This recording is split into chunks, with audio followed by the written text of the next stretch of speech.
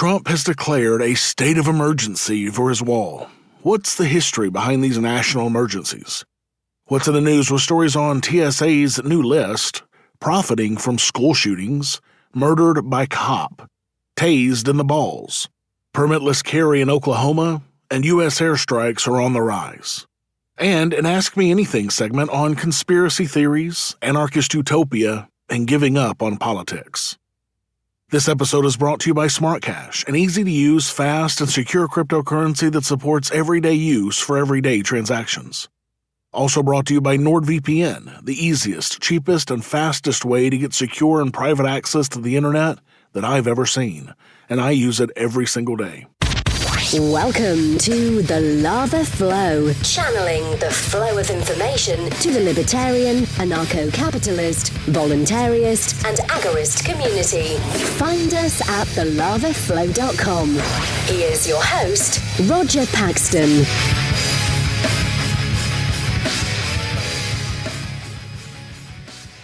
Thank you for joining me this week. From the state that Bill Weld made his announcement that he is going to run for president as a Republican this time, good riddance. This is the show that will bring you the people, places, and events that everyone in the Liberty Rebellion needs to know. You can catch me on Twitter at The Lava Flow Pod. This is episode 121, State of Emergency, and it's Tuesday, February 19th, 2018, when there have already been more than 102 people killed by police this year. And the United States debt clock shows us at more than $22 trillion, $700 million in debt. Finally crossed that $22 trillion line. What's wrestling my jimmies this week? You're about to find out. Let's do it to it. So, Donald Trump has declared a state of emergency to fund his wall, and liberals are beside themselves that he would pull such a dirty stunt. And not just liberals here in the U.S. The UK's Express had the headline, "Donald Trump shocks world as he declares a state of emergency as he builds his wall." Speaking from the Rose Garden at the White House, Trump said, "We're going to be signing today and registering a national emergency, and it's a great thing to do. We have an invasion of drugs, invasion of gangs, and invasion of people. What we want to do is simple. We want to stop them from coming into our country. We want to stop criminals and gangs coming into our country." But even Trump admitted that this was an unnecessary move. He said, "I could do the wall over a longer period of time. I didn't need to do this, but I'd rather do it much faster." So this asshat is signing a state of emergency to save some fucking time. Fuck Trump in the neck with a wall. As I mentioned, liberals are losing their shit. Nancy Pelosi said, "The president's actions clearly violate the Congress's exclusive power of the purse, which our founders enshrined in the Constitution.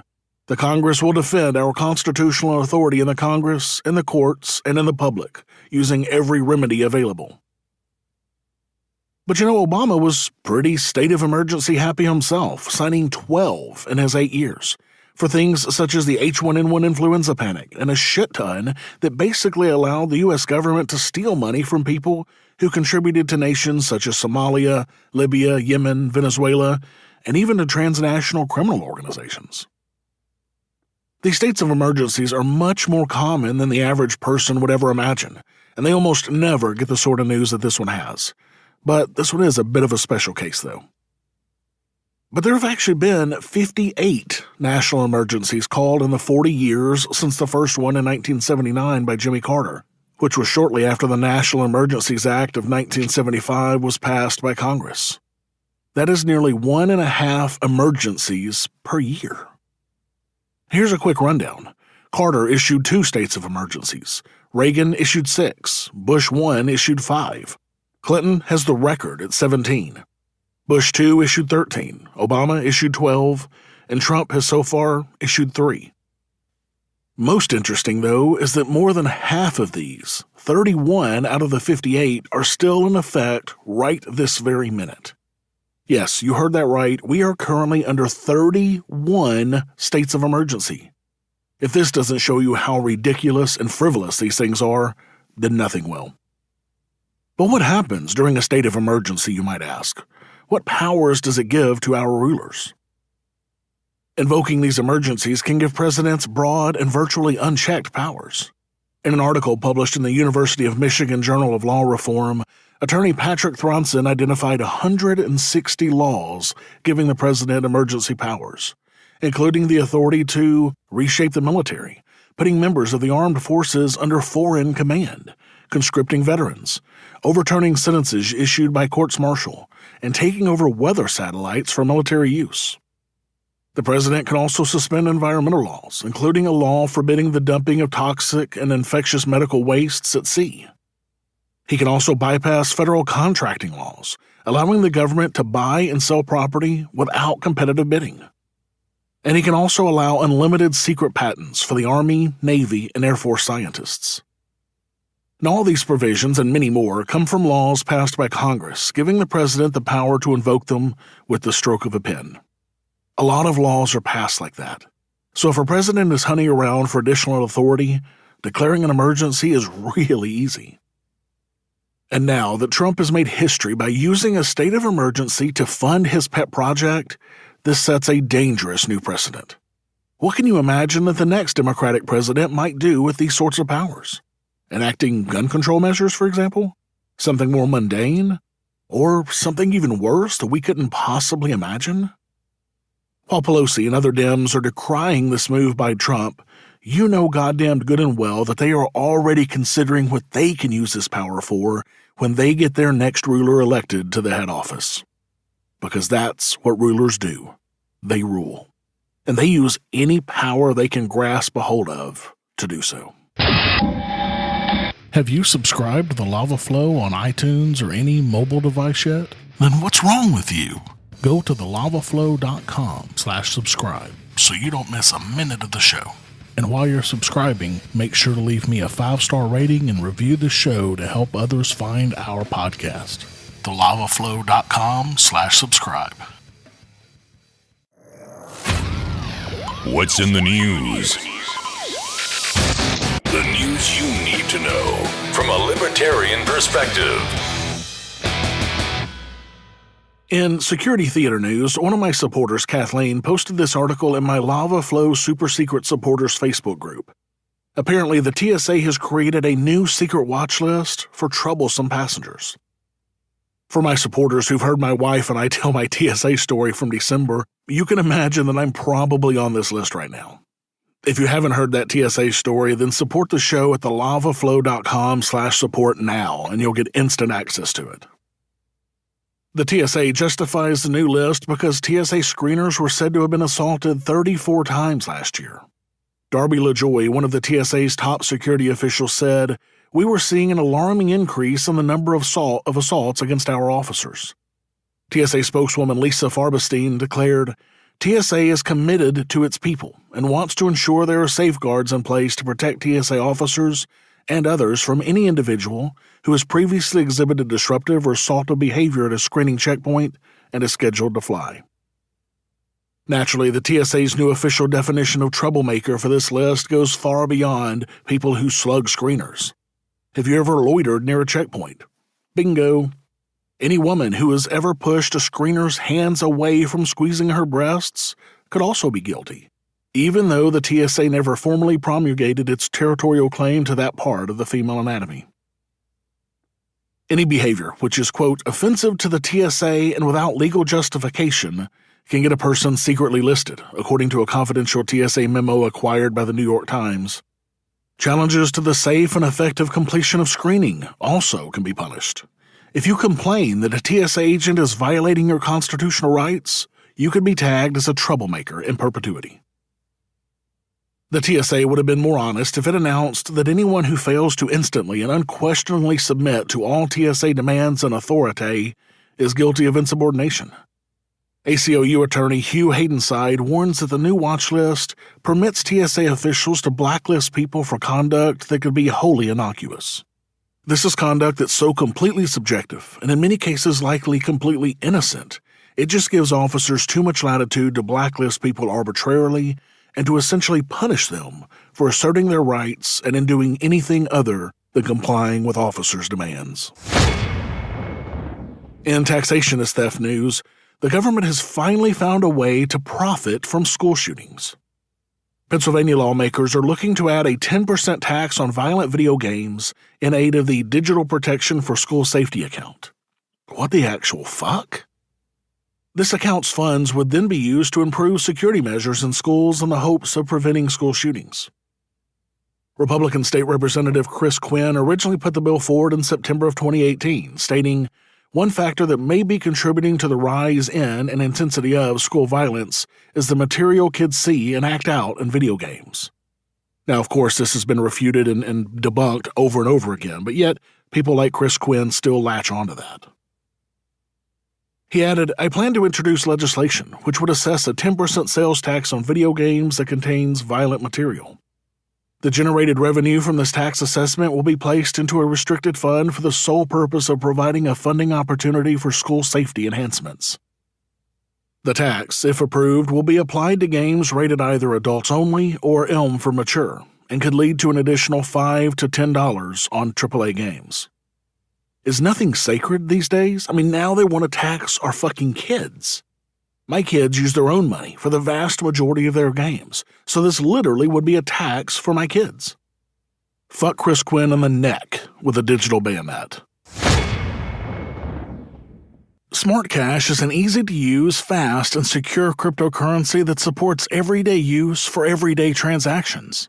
SmartCash is focused on getting the currency back into cryptocurrency, and their vision is to replace centralized fiat currencies in day-to-day life. Too many cryptos talk about being used as a currency, but they are all focused on something else and leave user experience for both merchant and customer by the wayside.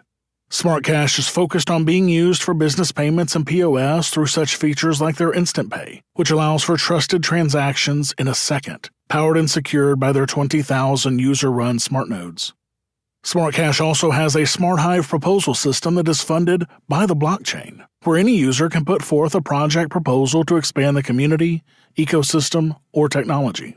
Holding one smart equals one vote, so all users can participate in voting without having to spend hundreds of thousands of dollars to run a full node. The people working on SmartCash are broken up into 6 different Smart Hive structuring teams with dedicated team members that are completely funded by the blockchain. There is no CEO, no foundation, no centralized leadership, and there is no need for outside investors to come in and compromise any deals. Check out SmartCash today at thelavaflow.com/smart to find out how they are putting the cash into SmartCash and the currency into cryptocurrency. I believe this is truly a ground floor opportunity to get in on a rising tide. Get a wallet and find an exchange to purchase SmartCash at thelavaflow.com/smart. In Bad Boys Update news, you may recall the story last week of the Houston couple who were murdered in their homes because of a supposed police informant purchasing heroin from their house. Well, guess what? It was all a fucking lie. A confidential informant didn't buy drugs at the Southeast Houston home where a botched police raid turned into a deadly shootout. The search warrant clearly shows the initial information used to obtain the no-knock warrant involved a number of lies. In the original warrant, the lead case agent, Officer Gerald Goins, wrote that a confidential informant bought heroin at the house the day before the drug raid. The informant also allegedly saw heroin and a weapon, which appeared to be a 9mm handgun, as he was buying the suspected drugs at the house. In that warrant, the informant allegedly returned to Goins with a brown powder substance, telling him that it was called boy, which is slang for heroin. The confidential informant also said the substance he allegedly bought at the home was packed in a large quantity of plastic baggies. Now, all of that information was written in the search warrant, leading a judge to find probable cause and signing the warrant. Regina Nicholas and Dennis Tuttle were both killed in the raid at their home. 4 HPD officers were shot, and a 5th officer injured his poor little knee. But on Friday, in the warrants executed by officers investigating the botched raid, it is clear that no confidential informant ever went to the house at 7815 Harding. Investigators interviewed the informant that Goins claimed went to the house and made the buy, who told them he wasn't involved in a drug buy on Harding Street at all. He also said the case agents sometimes paid him for work that he never did. In fact, all informants who worked with Goins told investigators they did not go into that home. But get this shit. This warrant also shows that 2 baggies of heroin were found in Goins' own city vehicle. Imagine that. I mean, this implies to me that he keeps this shit in his car to plant on people. Why else would he have it in his police vehicle? And I imagine if he hadn't been shot at the scene of this crime, he would have planted these drugs at this scene of this murder. When all of this came to light, Police Chief Art Acevedo said, "That's totally unacceptable. I've told my police department that if you lie, you die. When you lie on an affidavit, that's not just sloppy police work, that's a crime." Well, you're right. But it sounds to me, though, that if a cop lies, then innocent people die, not the cop.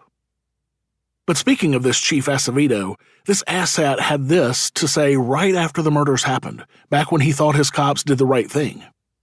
"When someone starts shooting at you, you don't wait. You get to shoot back. I guarantee you we got the right house. The notion that we just showed up there because we had nothing better to do is simply wrong." Now, he was talking about his cops doing the shooting, but the cops are the ones who shot first in someone else's home, killing their dog. So yeah, Acevedo, you're right. When armed thugs show up in my house in the middle of the night and shoot my dog and my wife, I'm shooting back too. In more Bad Boys news, a body camera video shows a man was tased 11 times by officers in Arizona. On July 27, 2017, Johnny Wheatcroft was a passenger in a silver Ford Taurus when a pair of Glendale, Arizona police officers pulled in front of him in a Motel 6 parking lot. The stop was for an alleged turn signal violation. A turn signal. Minutes later, Wheatcroft was handcuffed lying face down on the hot asphalt on a 108-degree day. He'd already been tased 10 times, with one officer kneeling on his back, as another, Officer Matt Schneider, kicked him in the groin and pulled down his athletic shorts to tase him one final time in his testicles, according to a federal lawsuit and body camera footage.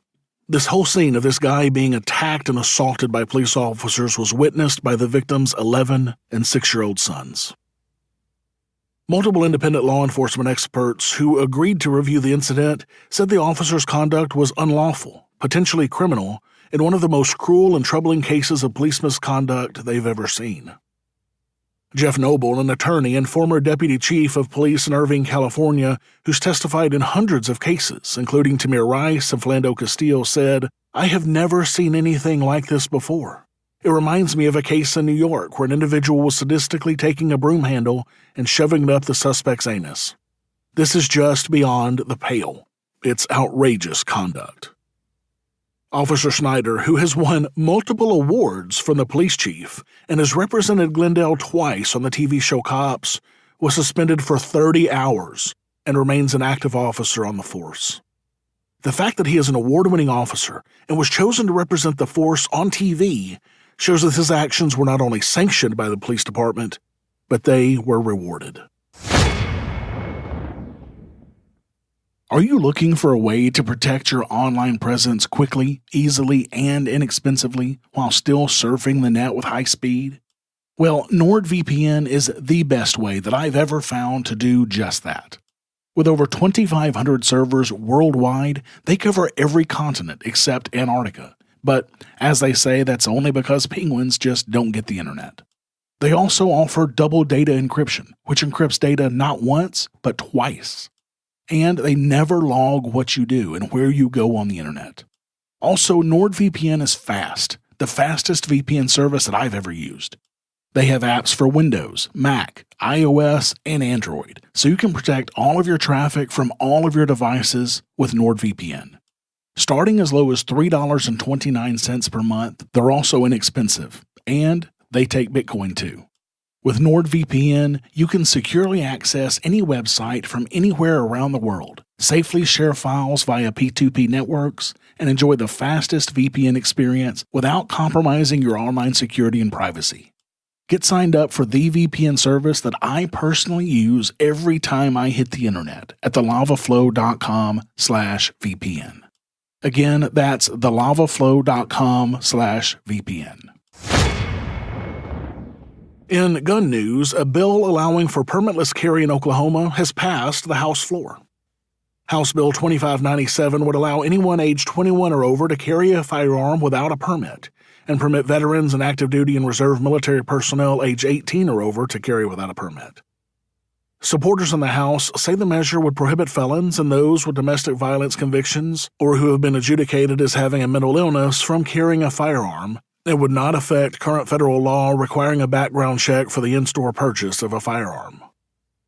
In places where carrying a firearm is currently prohibited, the bill allows those private property owners and college campuses to continue to set their own policies regarding the carrying of firearms on those premises.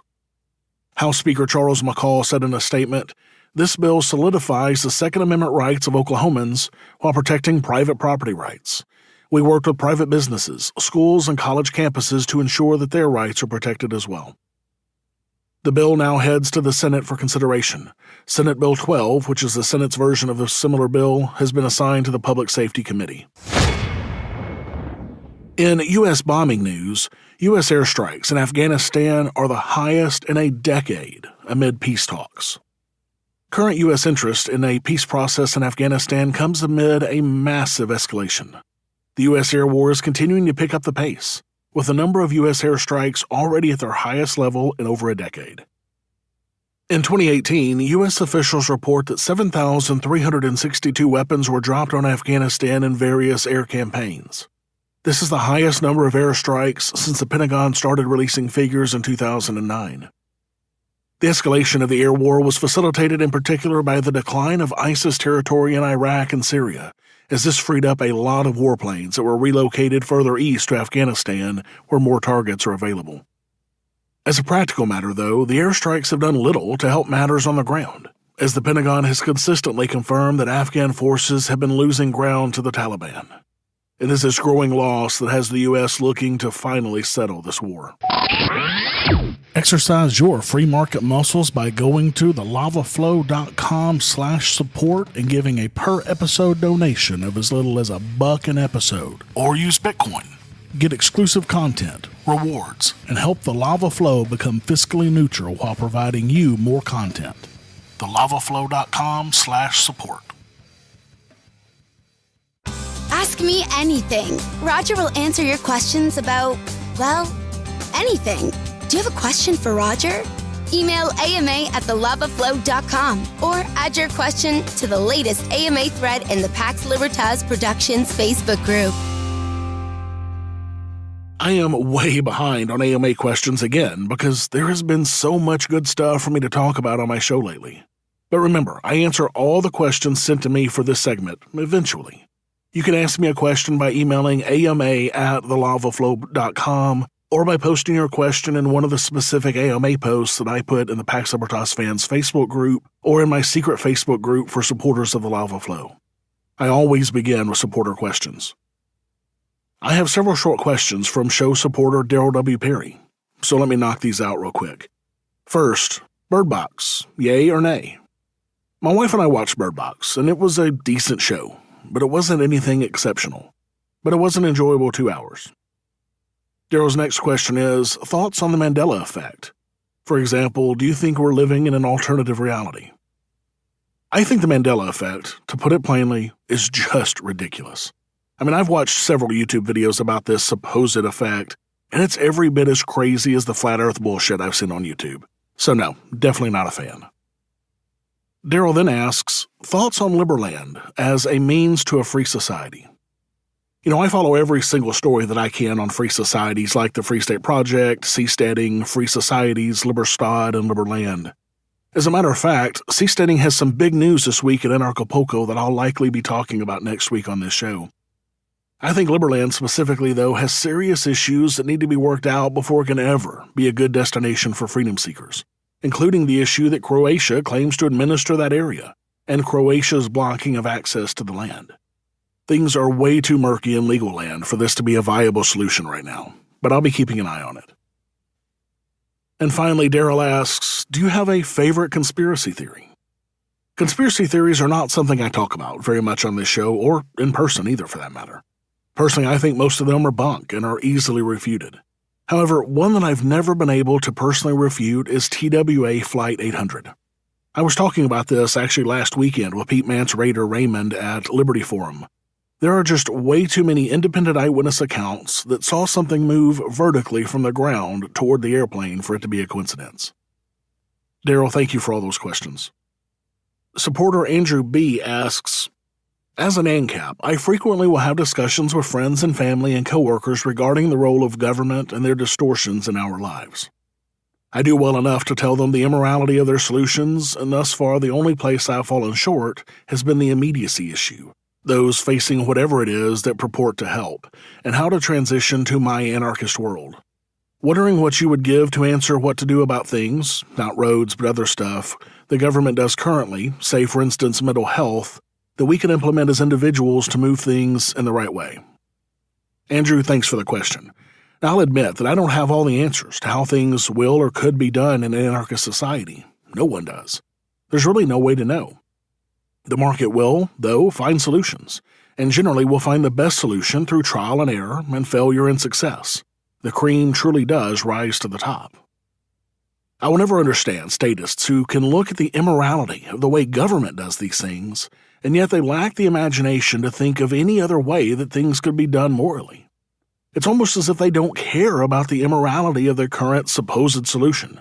They just like having solutions, immoral or not. So while I may have no idea how things will play out in an anarchist society, and even whether things will be better than they are today, I at least know one thing. In an anarchist society, we will have a much higher chance of the solutions being much more moral than they are today.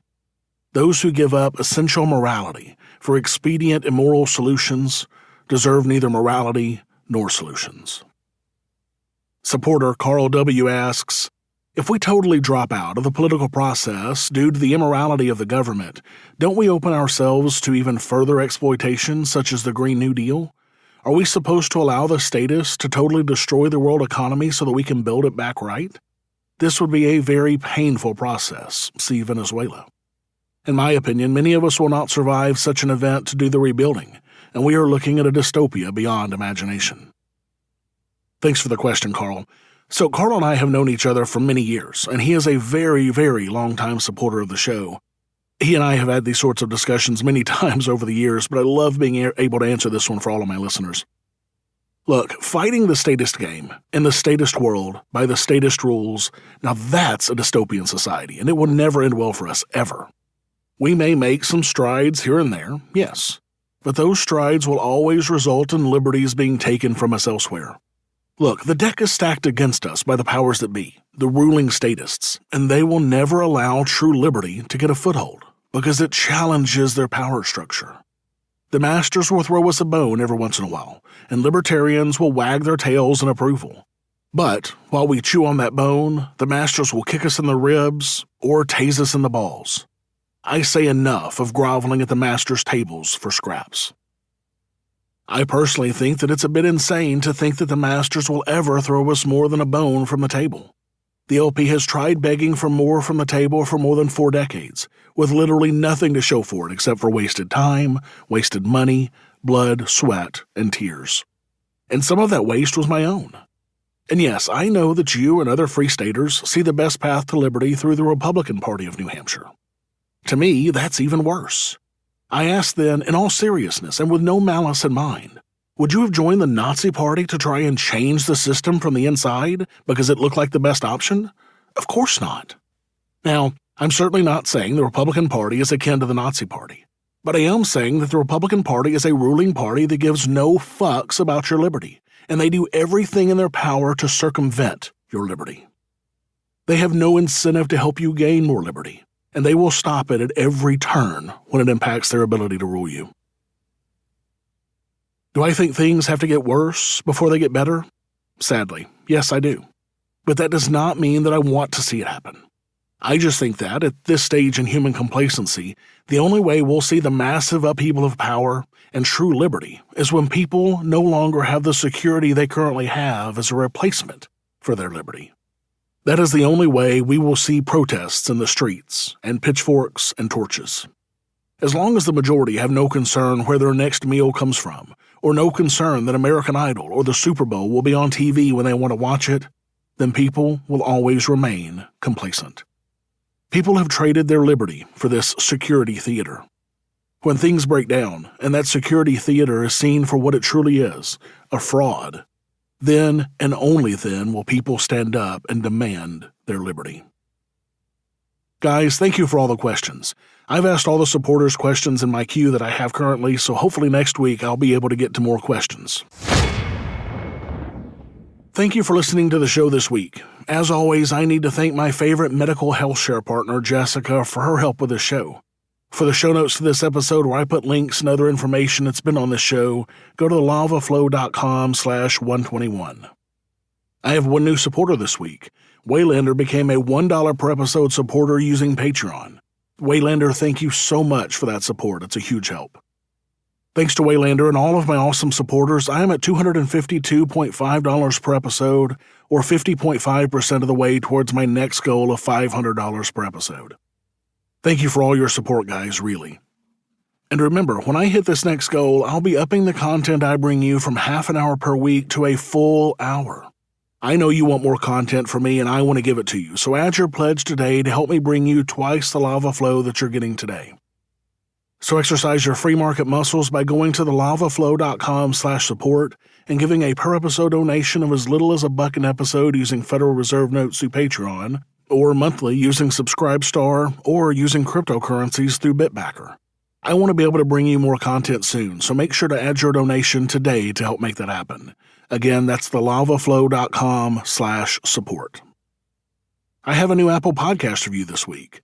The Liberty Hippie said, "Current events that matter." Love these great no-holds-barred takes on current events that actually matter to our everyday life and liberty. Thanks, Hippie. I'm so glad you're enjoying the show. Thanks so much for that review. And if you have a minute and you want to hear your review read right here on this show, please go to thelavaflow.com/Apple and leave me a rating and a review. All the cool kids like Liberty Hippie are doing it. Thanks to everyone who's left me a rating and a review so far. You guys rock. To all of you who haven't, can you guys help me out and go leave a review for me? Go to thelavaflow.com/Apple to do that now. Until next time, keep striking the root. Thank you for listening to The Lava Flow at thelavaflow.com. Don't miss an episode. Subscribe now at thelavaflow.com/subscribe. This has been a Pax Libertas Productions podcast.